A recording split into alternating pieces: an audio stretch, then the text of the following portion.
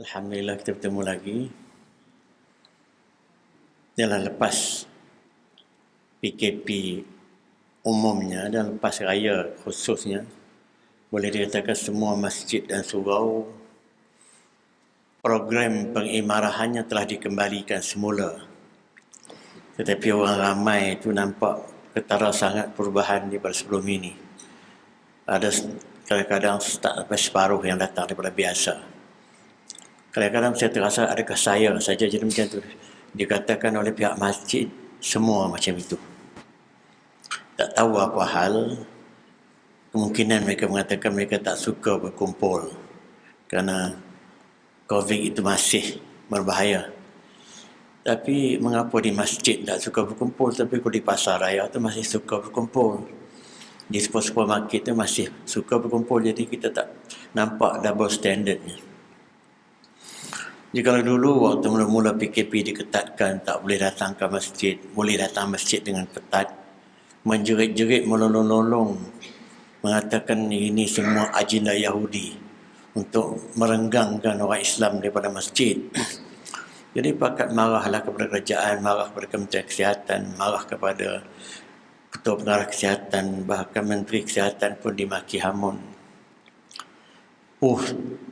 Saya terfikir kalaulah dibuka semula masjid, mungkin orang akan bersupu-supulah ke masjid seperti mana orang pergi ke stadium agaknya. Dia orang dah macam, begitu tu tunggu nak pergi masjid ni. Rupanya apabila dibuka masjid macam sekarang pun macam itu juga, tetap malap, tetap macam itu. Saya kata perangai Melayu ni, buat itu tak kena, buat ini tak kena, buat itu tak kena, buat ini tak kena. Jadi kesudahannya pimai-pimai tangtu je lah. Itu yang kadang-kadang kita rasa sedih lah. Kalau kita tengok perangai-perangai macam ini, menjejaskan juga dalam hal-hal yang menyentuh survival negara pun macam itulah sikap orang kita. Tak apalah, terhentikan masalah itu. Saya nak beri beberapa perkara yang saya rasa penting pada saya dan tak tahulah. Ini nota yang saya simpan sendiri aja, saya buat sendiri. Satu perkara tuan-tuan sekalian, ialah saya kata dah mungkin saya tanya di tempat lain. Sudah masuk zon-zon pencen orang 65 ke atas, 60 tu baru mula-mula pencen tu masih sihat lah kot. Kalau 65 ke atas, yang 70 tu lebih-lebih lagi. Saya dah 73 plus. Kalaulah kita tak berminat, tak datang ke masjid lagi umur-umur macam tu, ke manalah kita nak pergi? Sebelum nak pergi Batu Dua, cuba tanya tu, aku nak pergi ke mana lagi ni? Rutin harian kita, adakah memadai dengan pergi kedai kopi, borak sampai sejam 2 jam, tengok handphone dengan viral berbagai-bagai benda yang sakit kepala pun banyak. Perkembangan di negeri Arab, agama baru timbul, berbagai-bagai millah Ibrahim, New World Order je lah. Pening kepala, Allah Akbar. Adakah memadai? Saya terfikir kalau aku tak berminatlah kepada agama, tak berminat nak datang ke masjid, saya tak tahu saya nak buat apa benar. Jadi pada saya, datang ke masjid sekurang-kurangnya 3 kali sehari, maghrib, isyak, subuh, tidak masjid lah. Sama ada saya sebagai penceramah atau sebagai penjemaah. Saya rasa itu memenuhi banyak waktu kekosongan saya. Bahkan dalam bulan puasa itu 5 waktu penuh di masjid. Tapi kalau bagi mereka-mereka yang langsung tidak berminat hal itu, sedangkan dia mengaku sebagai seorang Islam, apa yang dia nak buat rutin harian dia? Kalau dia berminat politik, perjumpaan politik habis-habis buat sebulan sekali, ataupun setahun 2-3 kali. Kalau perjumpaan persatuan-persatuan pun 2-3 minggu sekali. Tapi yang hari-hari yang dia boleh buat perjumpaan, apalagi kalau bukan ke masjid sembahyang jemaah. Nak ziarah kawan, lepas Ramadan ni nak pergi ziarah kawan bukan buat appointment. Tak buat appointment orang tak terima. Yalah. Tapi kita menziarahi masjid tak payah buat appointment. Imam dan ahli jemaah menunggu kedatangan kita. Tapi masih orang Islam masih skeptik dengan hal gini, masih inilah keadaan kita. Jadi saya tak tahulah bagaimana kalau kita katakan program yang dianjurkan oleh masjid itu tak sesuai dengan mereka, tidak selari dengan mereka, kemukakan yang lebih baik. Jangan mengundur diri setakat double blame aja. Ini saya cakap umum, bukan saya tuju di sini. Saya tak tahu apa yang dibuat di sini. Jangan kata saya tuju di sini aja. Umum. Tapi tidak juga, mereka tidak tampil dengan idea-idea yang bernas. Apa yang ada, terus mengkritik, terus begitu, terus begini. Ada seorang jemaah pernah berkata kepada saya ustaz, lagi tak dirapatkan saf ni, saya tak akan pergi masjid. Jadi dia tak pergi masjid dah 3 tahun dah, sejak pada PKP. Apabila lepas sekarang ni dah dirapatkan semula dah. Ini dia kata program Yahudi semuanya. Berjarak dan sebagainya, ini bukan program Islam. Tapi apabila telah dirapatkan, dia tak nak pergi juga ke masjid. Orangnya bagus, sembahyang dan sebagainya. Jadi inilah tuan-tuan sekalian, kadang-kadang kita pun tak tahulah apalah yang dikehendaki oleh sebahagian orang kita ni. Dia soalannya, kalau taklah berminat ke masjid, ke manalah agaknya kita minat? Selain daripada secara yang rutin harian yang berterusan macam inilah. Takkan nak tidur, tak larat tidur. Jadi saya rasa patutlah kita sedar benda itu sebelum kita dipanggil untuk ke Batu Dua. Satu perkara lagi, kita semua nak buat baik. Tidak ada siapa yang tak nak buat baik, kan? Tapi apabila kita kata kita nak buat baik, sebelum saya ulas apa dia itu kebaikan, ada perbezaan asas antara kita nak buat baik secara kemanusiaan atau secara dunia lah, secara konvensional kita panggil, secara sekular, dengan kita nak buat baik secara agama. Kalau buat baik secara dunia, secara konvensional, secara sekular ini, apa yang kita nampak baik, kita buat. Kita bagi derma, kita bagi bantuan, kita gotong royong, kita pergi ziarah kawan, kita bagi apa-apa, tak kira lah itu baik. Ya tak? Kita meraihkan kawan, kita jamu kawan, apa lagi? Kita bagi bantuan, itu semua secara dunia misalnya. Tapi kalau kita buat baik secara agama pun lebih kurang macam itu juga. Kita bagi bantuan, kita bagi derma, kita bagi itu, kita bagi ini. Jadi apa perbezaan di antara dua ini? Nampak perbezaannya? Siapa yang boleh bagi tahu kepada saya apa perbezaan di antara dua jenis kebaikan yang semua kita nak buat? Apa perbezaan asasnya? Kalau kebaikan yang bentuk yang pertama tu, kita bagi derma, kita bagi bantuan banjir, kita bagi bantuan kebakaran, kita hantar bantuan, dapat berbagai-bagai, orang bukan Islam pun bagi dan sebagainya, kita bagi. Bahkan ada juga bantuan orang bukan Islam pada masjid pun ada. Apa perbezaan kita yang buat baik, orang Islam ni buat baik benda-benda macam itu juga, di segi kesannya ataupun kita nak nilai benda itu, apa erti kebaikan kepada orang tu yang buat kebaikan, dengan kita orang Islam yang buat kebaikan, ada perbezaan tak? Siapa yang boleh bagi pendapat pada saya? Ada perbezaan yang besar, tuan-tuan sekalian. Kalau kita tak nampak perbezaan ni, maka tidak ada perbezaan antara kita berbuat baik dengan Acong atau Murusami buat baik, sama aja. Tapi perbezaan inilah yang membezakan kita buat baik dengan mereka buat baik. Kalau membuat baik secara konvensional, kita panggil, kita bank konvensional, bank biasa, bank sekular, kita buat baik, bagi derma, bagi bantuan banjir dan sebagainya. Kemudian bagi derma, kita bagi derma ke masjid, bagi derma ke surau, bagi derma kepada anak yatim, bagi orang buat baik secara sekular. Tapi buat baik macam ini secara sekular, secara konvensional ni, masih ada udang di sebalik mi. Masih ada tujuan-tujuan sampingan yang mendorong dia buat baik. Katalah dia bagi derma sampai beratus-ratus ribu. Kalau tidak ada udang di sebalik mi, tak bagi tu. Bahkan orang bukan Islam pun pernah bagi derma pada masjid. Tapi kalau tidak ada satu prospek yang dia boleh dapat balik daripada situ, saya kata dia tak bagi mudah-mudah. Bermakna itu nilai kebaikan secara moden. Dia tidak menilai apa yang ada di hati orang berkenaan. Dia tak menilai sejauh mana orang itu membuat sesuatu itu dengan ikhlas, dengan tulen, seperti mana kehendak Islam. Tak ada. Katalah satu orang bukan Islam dia bagi derma 10,000 untuk kepada orang masjid, ada dia orang bagi kan. Dengan seorang Islam yang baik bagi derma kepada masjid 10,000. Ada perbezaan tak? Di segi 10,000 memang yang 10,000 yang bukan Islam ni pun boleh beli batu, boleh beli apa, lebih kurang macam itu juga. Sama dengan seorang Islam yang bagi bantuan 10,000 pun boleh beli yang itu, lebih kurang sama dia punya kuasa belinya. Tapi perbezaannya jauh. Apa sebab?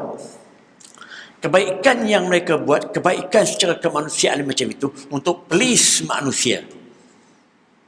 Di samping mempunyai niat-niat sampingan yang lain. Udang di sebalik ini, udang di sebalik berbagai-bagai. Kalau dia bagi banyak-banyak, dia ada prospek nak dapat kontrak. Kalau dekat-dekat pilihan raya, dia ada prospek untuk dicalonkan.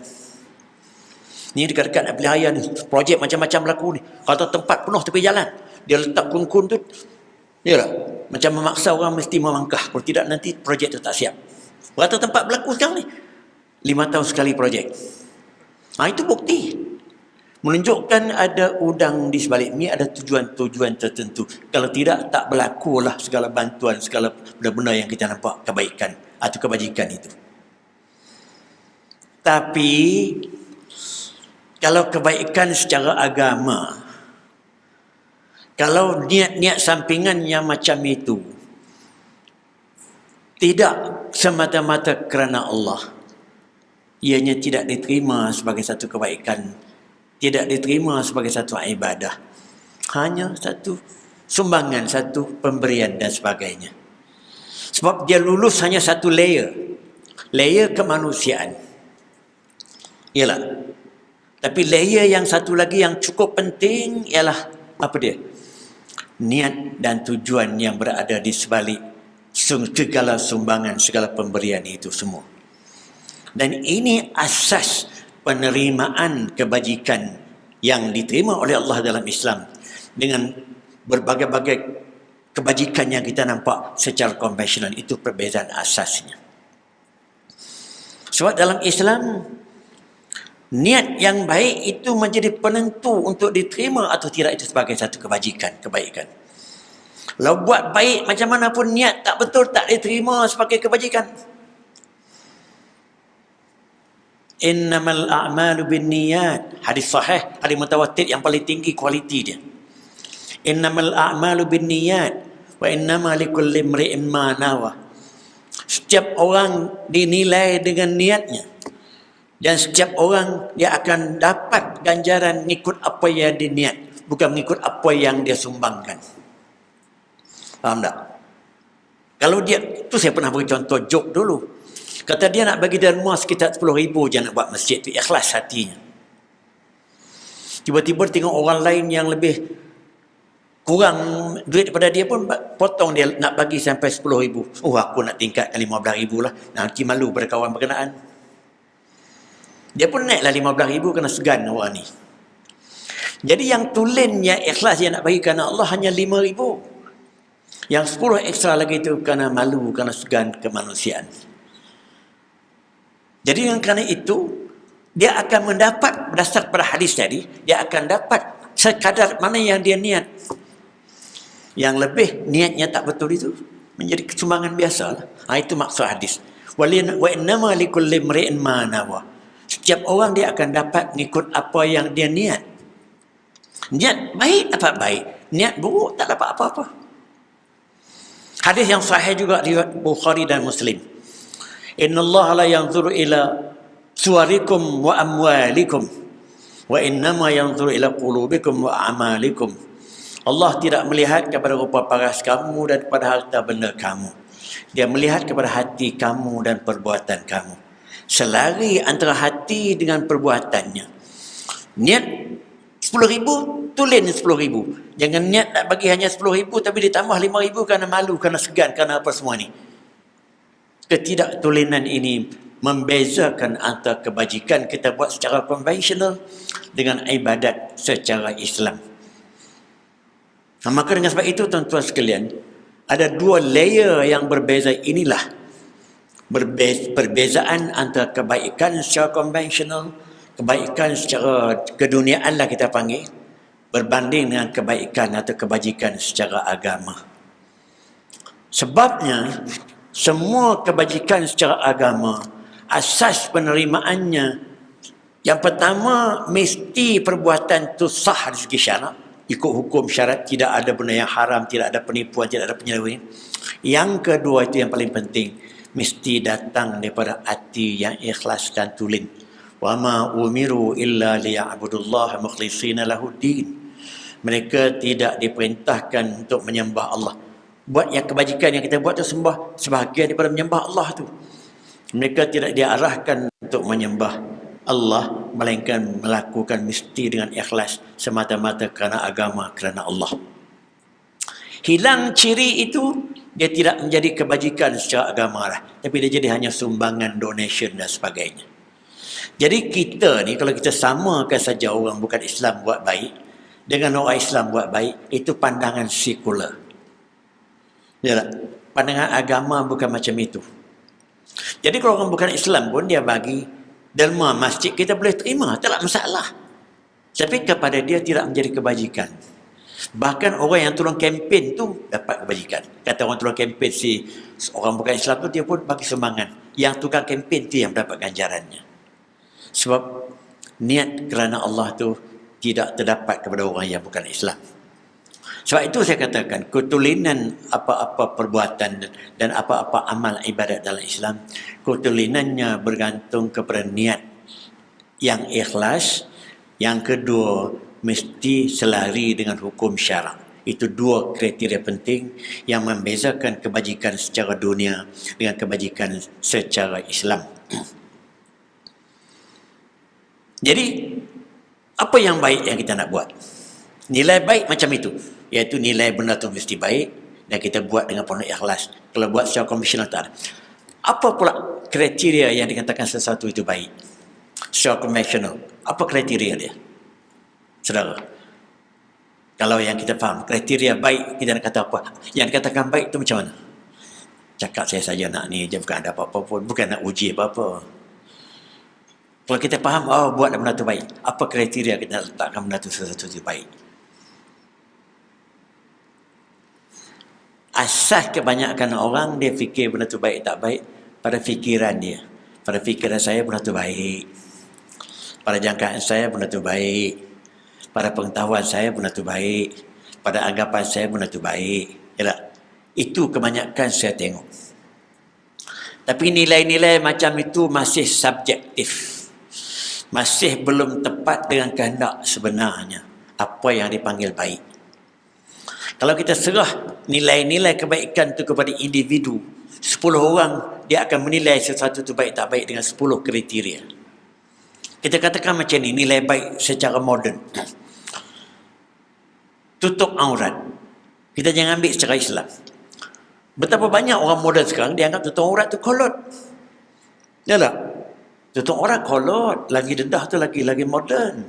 Sebab tu mereka berbangga dengan tutup, buka aurat. Dia bagi orang tengok keindahan fizikal dia tu. Dia tak rasa buruk lagi dah. Bahkan dia berjalan dengan penuh ego di depan-depan orang.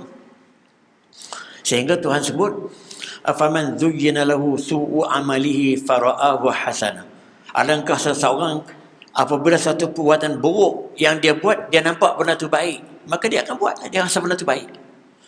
Jadi mereka fashion, orang yang berada atas pentas tu, lagi sikit dia pakai pakaian, lagi dia rasa proud sebab dia rasa baik. Itu baik secara individu. Ini macam sekarang ni, maki hamun antara berbagai-bagai puak. Oh, kononnya dalam berpolitik boleh maki hamun, baik. Dah ada pendapat macam itu tak? Selama mana nilai baik buruk itu diberikan kepada individu, maka selama itu tidak dapat nilai yang sebenar, apa itu baik, apa itu buruk. Tidak ada kolektif agreement yang boleh semua orang kata benda tu baik, baik semua orang. Benda tu buruk, buruk semua orang. Tak orang kata gitu. Makan berpayah. Orang Kelantan kata budu cukup sedap, tapi orang lain kata apa busuk macam dengan tu sedap. Tapi orang Kelantan pun tak ada budu tak sedap. Dah berbeza dah, sedap tak sedap pun. Ya tak? Jadi nilai baik atau tidak yang paling tepat, dan kita mesti beramal nilai baik secara Islam yang diasaskan kepada hukum haram dan halal. Itu kriteria dia. Kalau dah betul-betul baik, halal. Kalau amat-amat bagus pula, wajib dalam halal itu. Kalau kurang sikit, sunat. Kalau betul-betul tak baik, haram. Kalau agak kurang sikit, makruh. Di antara haram halal ni ada benda yang tidak terikat dengan hukum, harus namakan. Jadi bagi seorang Islam yang beriman, apabila dia nak buat sesuatu yang baik, bukan akal dia, tapi apa kata iman dia. Akal dia hanya endorse. Itu ingat. Ini pahaman sekular. Akal yang rasional dia tu boleh pilih antara baik atau tidak. Belum tentu. Tuan-tuan tengok betapa banyak orang ada ijazah PhD pun jadi penipu banyak. Itu cerdik belakang tu. Penipu banyak. Yang ada bongkar segala bank BMF kita yang telah jadi skandal sampai ranap Bumi Putra tu siapa dia? PhD pun ada, lawyer kanan pun ada, accountant kanan pun ada je tak? Hancur. Cerdik semua. Bahkan banyak penipu dan teman modal semua orang cerdik. Sebab orang bodoh bukan boleh buat tu, nak audit segala keuangan bank apa semua tak pandai buat. Orang bodoh-bodoh macam saya tak boleh buat. Jadi orang cerdik semuanya. Jadi kalau kita katakan penentuan benda tu baik atau buruk kepada orang cerdik, tak betul. Lagi cerdik, lagi penipu pun banyak. Tetapi penentuan baik buruk yang sebenarnya ialah iman dan takwa seseorang yang berpegang di atas nilai Islam. Jadi peranan akal apa dia? Peranan akal sekadar endorse. Apa yang Islam kata baik, maka fikiran dia pun kata baik. Apa yang Islam kata tak baik, fikiran dia pun kata tak baik. Jadi orang yang menolak Islam macam inilah yang mempertikaikan mengapalah Islam mengharamkan riba, sedangkan riba itu perlu. Ini dia yang terlalu menggunakan akal dia yang menolak nilai baik secara agama. Ya tak? Jadi ini tuan-tuan sekalian wujudkan dua grup manusia yang amat berbeza, yang melihat kebaikan secara agama. Itu keadaannya. Iman dan takwa menjadi penentu untuk dia pilih baik itu baik secara agama. Tapi yang tidak berasaskan iman dan takwa, akal dia yang subjektif itu akan menentukan baik buruk pada pandangan dia. Sebab itu ilmu yang tinggi dalam Islam tidak berfaedah kalau tidak dipandu oleh iman dan takwa. Mungkin dia jadi pengkhianat. Kalau ilmu yang tinggi dipandu pula oleh iman dan takwa, itu manusia ulil albab yang bijak bestari. Tapi sekadar ilmu tinggi tak dipandu oleh iman dan takwa, pemutar belik, pemutar alam pun banyak. Maka dengan sebab itu, kalau kita tak daya nak menjadi kedua-dua sekali, nak jadi orang berilmu pun tak boleh, pelajaran tak tinggi, sekurang-kurang jadilah orang yang beriman dan bertakwa. Minimum requirement to be a good person as a slave of God. Betul ke cakap orang putih saya tu? Takut ni depan-depan orang semua malu saya lah. Jadi keperluan yang paling basic sekali, jadilah orang iman, orang manusia yang beriman dan bertakwa sebagai hamba Allah di muka bumi. Itu minimum. Apabila dia telah dikuatkan lagi elok imannya, lagi tinggi takwanya, ditambah pula dengan ilmu pengetahuan yang tinggi, maka disitulah ulil albab yang Tuhan letakkan cukup-cukup tinggi dalam Al-Quran. Kalau kita sampai ke situlah, barulah kita punya jati diri yang cukup kuat, kita sebagai manusia, tentu sekalian. Itu satu isu. Tukang rakam ni boleh lebih pisah-pisahkan benda tu untuk buat banyak video. Yang ketiga, kita selalu sebut insan yang sempurna. Yalah. Al-insanul kamil. Insan yang sempurna ni apa maksudnya? Insan yang perfect dari segi manusia. Dari segi perfect sebenarnya Allah, manusia mana ada yang sempurna. Tapi kita cakap secara relatif, manusia yang sempurna ini ialah manusia yang mempunyai dua nilai yang cukup sempurna. Ini daripada approach yang saya faham. Kita ada dua elemen dalam elemen manusia ini. Elemen jasmani yang berasal daripada tanah dan sebagainya, kisah kejadian Adam dan lain-lain. Keduanya elemen rohani, iaitu elemen tentang rasa takwa, rasa tawaduk, rasa rendah diri, semua itu elemen rohani. Kesempurnaan manusia tidak akan sempurna kalau kedua-dua elemen ini dia tak komplement antara satu dengan lain. Badan yang cantik, tubuh badan yang seksi, lawa dan sebagainya, kalau tidak disertai dengan nilai-nilai rohani yang baik, tidak ada nilainya. Pelacur-pelacur yang segak-segak tu semua hebat, cantik. Jasmaninya cukup cantik. Artis-artis yang terkenal semua cantik. Tapi mereka tidak mempunyai nilai-nilai rohani yang baik. Maka tidak dianggap sempurna kemanusiaannya. Ada orang yang dilengkapi dengan rohani yang cukup baik. Iman, takwa, rendah diri, tawaduk, sebagainya. Walaupun tubuh badannya cacat. Ada saya pernah jumpa waktu tu saya dalam umur awal 15 tahun, 20. Nama orang Timun. Tuan-tuan pernah dengar orang Timun? Tak pernah. Saya tengok dengan mata kepala sendiri. Dia ni tangannya setakat ini, setakat ini. Pahanya tu setakat pinggang tu. Cuma ada dia punya apa? Dia punya connect tu masih ada elok lah. Minta maaf saya cakap ni kan. Tapi dia pandai berceramah, pandai apa semua cukup lengkap. Kuat agama. Waktu tu saya masih sekolah rendah lagi. Jadi di pasar-pasar Isnin dia panggil kami pergi pasar siang gitu. Dia dibawa oleh orang semua dia panggil berceramah. Jadi dapat rupanya isterinya dua. Tengok badan apalah. Tapi nilai dalamnya tinggi. Imannya baik. Disanjung, dipuji oleh orang. Yalah. Jadi di antara dua ini, kalau tak boleh kita miliki kedua-dua sekali, sekurang-kurangnya elokkanlah nilai-nilai rohani. Elokkanlah nilai-nilai iman dan takwa. Elokkanlah dengan menghindarkan sifat-sifat mazmumah. Riak, takbur, ujub tu semua ketepikan sama sekali kalau boleh. Itu antara dosa-dosa besar tu. Syirik nombor satu, lepas tu takbur, riak, ujub, apa lagi? Sifat-sifat yang buruk-buruk 3-4 tu lah, itu syirik kafir. Hindarkan itu seberapa daya yang boleh. Gantikan dengan sifat-sifat mahmudah, tawaduk, rendah diri, humble, ihsan dan sebagainya. Walaupun tubuh badannya tak cantik, insya-Allah dia akan dipuji dan disanjung. Dia tambah pula dengan ilmu pengetahuannya yang tinggi.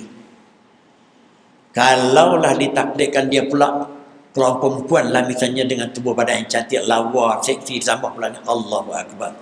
Kita katakan macam isteri Nabi Aisyah dan sebagainya lah misalnya. Jadi kalau kita nak kata insanul kamil di segi Islam, ialah insan yang merangkumi kedua-dua elemen ini.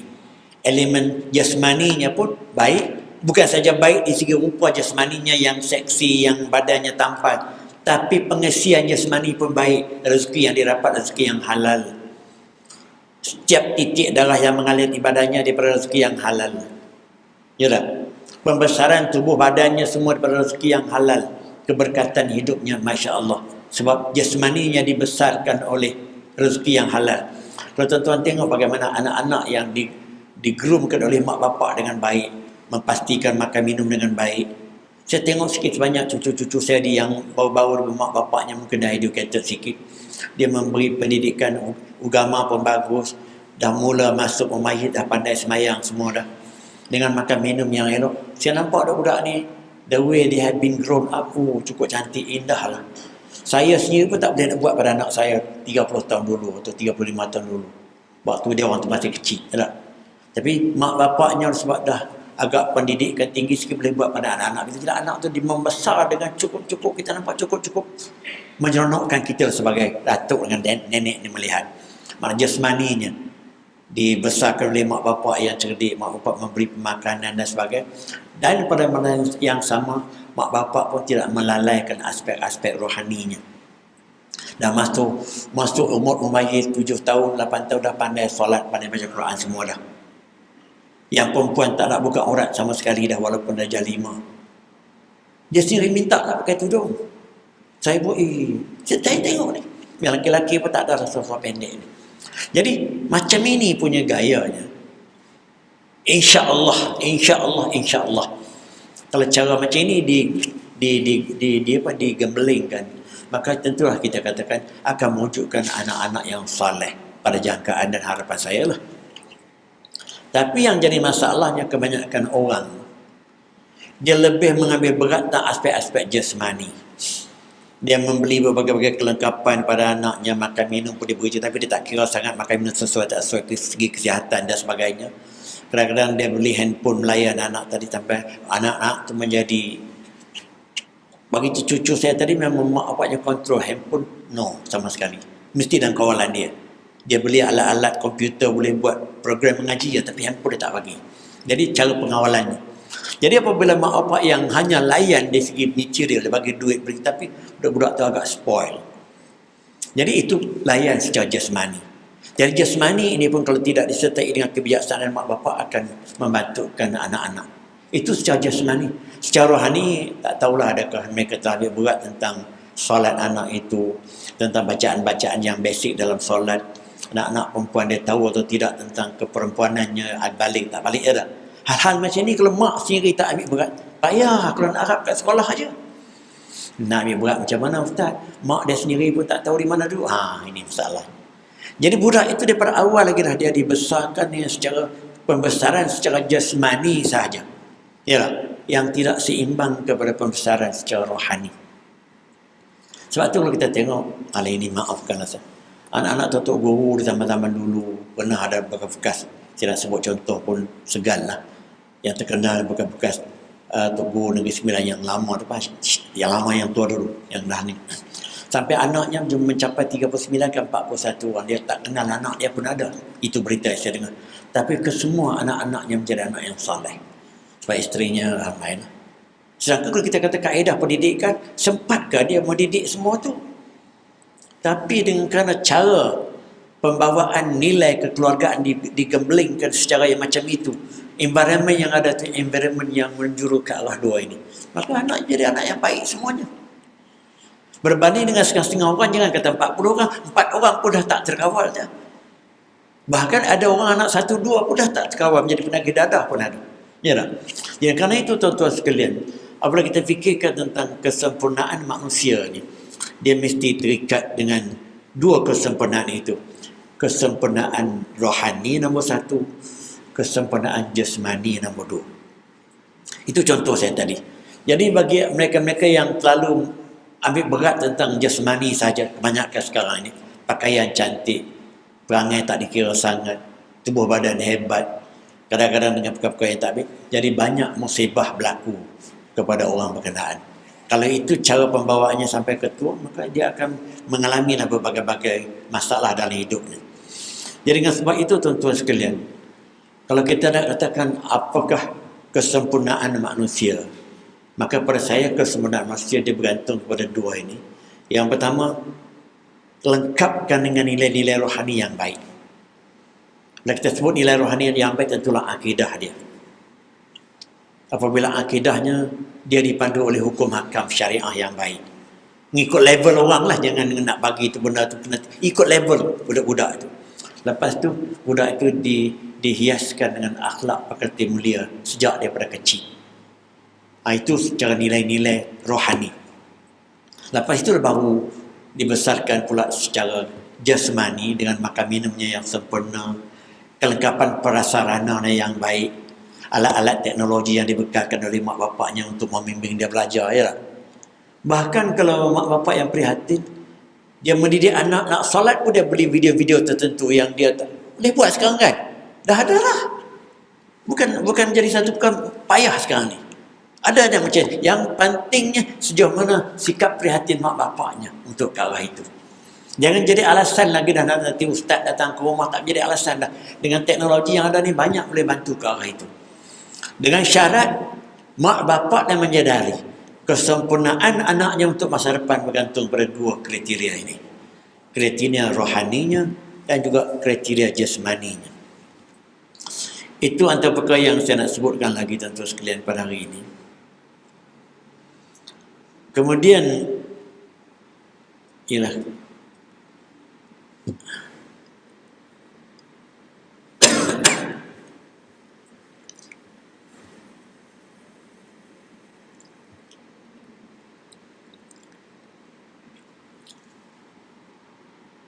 hadis tadi saya dah sebut dah dua hadis tu.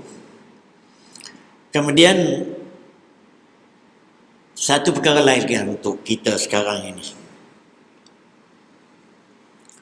Mengapa sekarang ni anjuran-anjuran kepada kebaikan ni amat susah nak dipatuhi atau diikuti lah. Terutama nilai-nilai yang bercorak Islam ni lah. Amat sukar nak dibuat. Kesemua kalau nak dibuat di mana aktanya, di mana kalau tidak ada hitam putih pun masalah. Mengapa jadi begini tuan-tuan sekalian? Kerana manusia sekarang ini yang berbentuk materialistik terlalu berbentuk keduniaan kebendaan mengatasi yang lain. Apabila keduniaan dan kebendaan itu mengatasi yang lain, sukar segala anjuran-anjuran untuk kebaikan itu amat sukar dibuat. Sebab lazimnya anjuran kebendaan yang melebihi ini dia akan bertembung dengan anjuran-anjuran berbentuk kerohanian. Saya akan bacakan satu ayat, tuan-tuan tengok ya. Surah Al-An'am ayat 70. Wazaril lazina ittakhadhu dinahum la'iban wa lahwan. Hindarkanlah mereka-mereka yang menjadikan agama mereka itu mainan atau sebagai senda gurau saja, menjadikan agama itu perkara yang tak serius seperti sekarang. Agama itu pun sampingan je. Bersampingan. Wa gharrathumul hayatud dunya. Dan mereka telah tertipu oleh kehidupan dunia.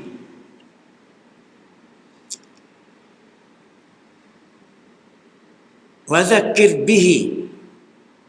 Peringatkanlah kepada mereka tentang Al-Quran ini. Musad. Antubsala nafsum bima kasabat. Mata tak elok dah ni. Iaitu agar setiap orang tidak terjerumus ke dalam neraka. Laisa laha min dunillahi waliyun. Kerana perbuatannya sendiri, kerana tidak ada baginya pelindung dan pemberi syafaat melainkan Allah. Wala syafi'un wa antu adil kullu adlin. Dan jika dia hendak menebus dengan segala macam tebusan apapun, nescaya tidak akan diterima pada hari itu. La yu'khadhu minha ulaika allazina absilu. Allah, mata dah tak elok dah. Ya, ulaika allazina absilu bihi bima kasabu. Mereka itulah orang-orang yang dijerumuskan ke dalam neraka. Kemudian lahum syarabun min hamimim. Kerana perbuatan mereka sendiri, mereka dijerumuskan ke dalam neraka kerana perbuatan mereka sendiri. Mereka mendapat minuman dari air yang mendidih di dalam neraka itu. Syarabun min hamimin wa azabun alim bima kanu yakfurun. Dan mereka akan mendapat azab yang pedih tentang kekafiran mereka ketika berada di dunia. Ayat ini panjang tuan-tuan sekalian, tapi bermakna Tuhan nak sebutkan di sini punca manusia menyeleweng di dunia ini, baik orang Islam ataupun orang bukan Islam, kerana dunia adalah pujaan mereka. Dan kita tengok apa yang sedang berlaku sekarang ni macam itulah. Saya pernah, waktu saya belajar dulu, waktu dekat master, didapati ramai orang bukan Islam ni sanggup menggadaikan isterinya untuk nak bayar hutang, menggadaikan anak gadisnya untuk bayar hutang. Dia paksa anak gadisnya untuk tidur dengan si Along apa tu kerana nak bayar hutang. Jadi tak ada maruah. Manakala orang Islam daripada nak menggadaikan, katalah Along datang nak minta duit pada dia, Along kata tak apa, kau bagi isteri kau bagi ke anak aku. Anak kau ke aku tak minta dah hutang. Saya rasa kalau orang Islam dia sanggup mati. Ya tak? Apa sebab perbezaannya? Sebab bagi orang Islam di situ maruah. Sebab orang Islam tidak boleh dibeli dengan keduniaan. Tapi sebelah dia telah berlaku.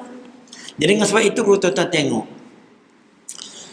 tu apa yang keluar dalam virus hari 2 ni, Raja UAE yang mati, yang tinggalkan emas berbagai-bagai kan. Itu bayangkan kekayaan dunia. Kalau kita nak katakan apa beza dengan Firaun zaman dulu. Kalau Firaun memang itu antara kepercayaan dia buat benda itu semua, dia akan dibangkitkan dengan benda-benda begitu. Apa beza dengan kes-kes yang kita diberi dalam viral tu, raja berkenaan tu, apa saya tak ingat namanya, dengan kuburnya hanya di padang, tetapi tinggalan-tinggalannya berbilion-bilion nilainya dengan emas ketul-ketulnya bagian. Apa perbezaan di antara dua kumpulan manusia macam ni? Itu puncanya. Maka dengan sebab itu tak pelik lahirnya berbagai-bagai keadaan di UAE sekarang, di Dubai, dengan ialah gitu, tak terbayang benda-benda itu berlaku semua. Puncanya kerana itulah tuan-tuan sekalian, godaan dunia ini dah sampai pada peringkat manusia lupa diri. Jadi dengan sebab itu tuan-tuan sekalian, saya nak berhenti setakat ini je lah. Betapa pukul berapa dia berjalan Aisyah? 3.30, 8.33 ya, 2 minit lagi. Jadi dengan sebab itu tuan-tuan, apa yang saya bawa pada malam ini sekadar ringkasan, nak mengatakan kita ni kadang-kadang kita tak tahu nilai apa yang kita nak anuti, terutama bagi mereka-mereka yang tidak mempunyai pegangan agama yang kuat. Jadi kadang-kadang dia terhuyuh hayang ke sana kemari, tidak mempunyai nilai-nilai yang baik. Sebab tu kadang-kadang kita tengok kejagalan dalam hidup. Waktu maghrib orang bersupu-supu pergi ke masjid, tapi ada orang yang dah lanjut umur berjalan sambil lewat, buat tak apa-apa pun di depan masjid. Kerana masjid itu di tepi jalan dengan tidak ada apa perasaan pun. Begitu juga ada tempat-tempat tertentu lah, penjualan hari Jumaat di kedai-kedai makan tu, dia panggil wa iza nudiya lis-salati min yaumil jum'ah fas'au ila zikrillah wa zarul bai'. Apabila diserukan pada hari Jumaat untuk semayang, iza nudiya lis-salati min yaumil jum'ah, diseru kepada kamu pada hari Jumaat untuk pergi semayang, fas'au ila zikrillah, segeralah kamu kepada mengingati Allah. Tujuan wajib tu, segera pada mengingati Allah ni maknanya cepat-cepatlah berusaha ke arah nak pergi solat. Wa zarul bai', tinggallah jual beli sekejap, tapi kedai makan buka dengan tidak ada apa-apa perbezaan pun. Sedangkan perintah tutup kedai sekejap waktu masa nak solat tu perintah wajib. Orang tak heran lagi dah, di depan masjid. Maka saya bagi pendapat kepada masjid-masjid tertentu, maka masjid itu ambil bertindaklah sikit sebanyak. Waktu solat dia nak kedai-kedai tepi itu tutup. Ya tak? Hormatilah. Jadi kalau dah macam itu punya gayanya di depan masjid, jadi kalau kita harap menjauh-jauh lagi daripada masjid itu susah betul lah.